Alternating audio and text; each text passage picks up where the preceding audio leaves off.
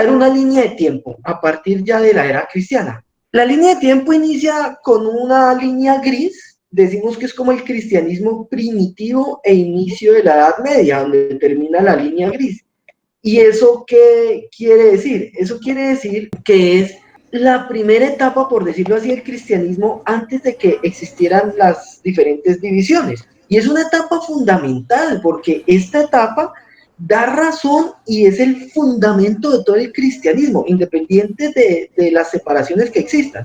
Ya vemos que hacia el siglo XI vemos un puntico que se llama el cisma de Oriente, y es cuando se dividió la Iglesia Católica Latina o de Roma y la Iglesia de Oriente, ortodoxa, que en la actualidad le llamamos, y vienen unas diferentes divisiones. Ya por el siglo XVI vemos las divisiones en el catolicismo latino, el de Occidente, y son divisiones donde está el protestantismo y sus diferentes formas.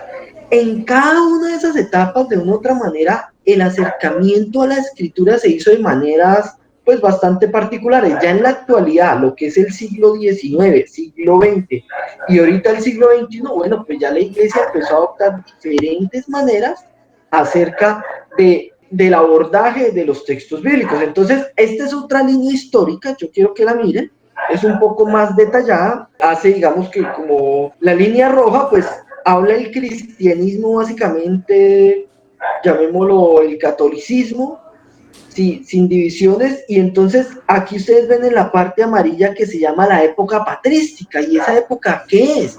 La época patrística más o menos es la época del siglo segundo hasta el siglo octavo, dependiendo de donde se tome. El siglo octavo otros lo toman hasta el siglo sexto. Y esa época, ¿por qué es tan importante? Ustedes ven un cuadro en anaranjado que dice los 7 concilios ecuménicos. Eso es supremamente importante. ¿Por qué? Porque básicamente en esta época de la historia del cristianismo, de la iglesia, se definió la fe en la que creemos, se puso la base.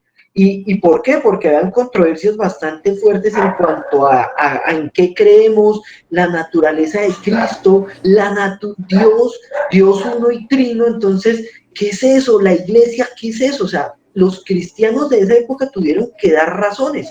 Y estos cristianos de esta época patrística, muchos de estos fundamentaron la fe, fueron grandes pensadores. Y a muchos de estos les llamamos padres de la iglesia, o aquellos padres, ¿cuáles? Los que fundamentaron la fe.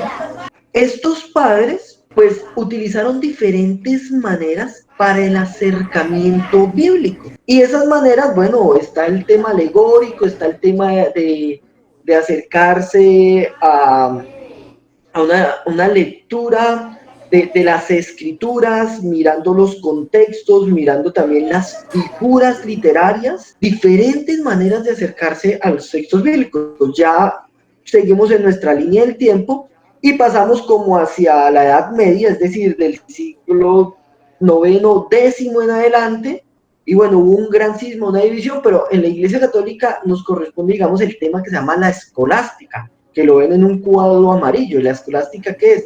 Fue toda una dinámica que se dio a nivel social y que obviamente también en la iglesia se manifestó. ¿Y qué es la escolástica? La escolástica es la escuela, es decir, la escolástica puso el fundamento de lo que fueron las primeras universidades y el método y la forma en su enseñanza.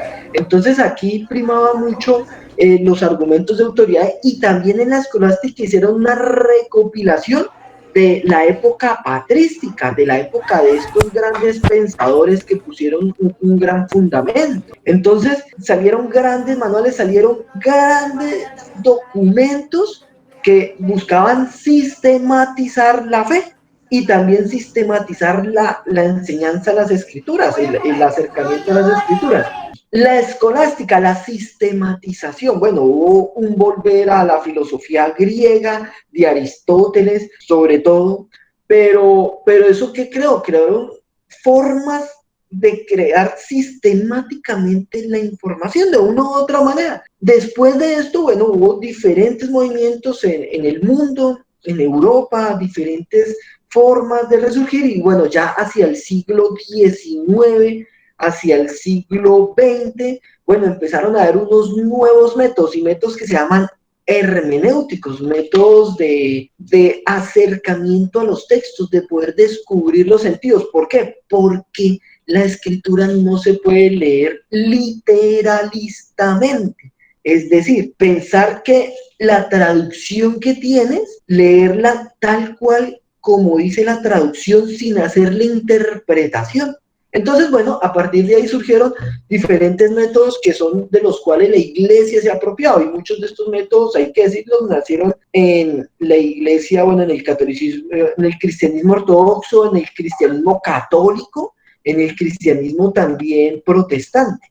Entonces, teniendo más o menos un panorama bastante rápido, histórico, vamos a mirar algo que es fundamental. ¿Y qué es esto que vamos a mirar que es fundamental? Hay unos documentos claves que muestran, ya sea desde el siglo XIX, XX, cómo la iglesia pues manifestó esa preocupación por el acercamiento a las escrituras, no solamente de las personas que tenían acceso a los grandes documentos y a los estudios profundos de las lenguas, sino también a las personas del común. Entonces esa apertura empezó a verse en una encíclica que se llama Providentissimus Deus, de Papa León XIII, que fue el 18 de noviembre del año 1893, es decir, a finales del siglo XIX.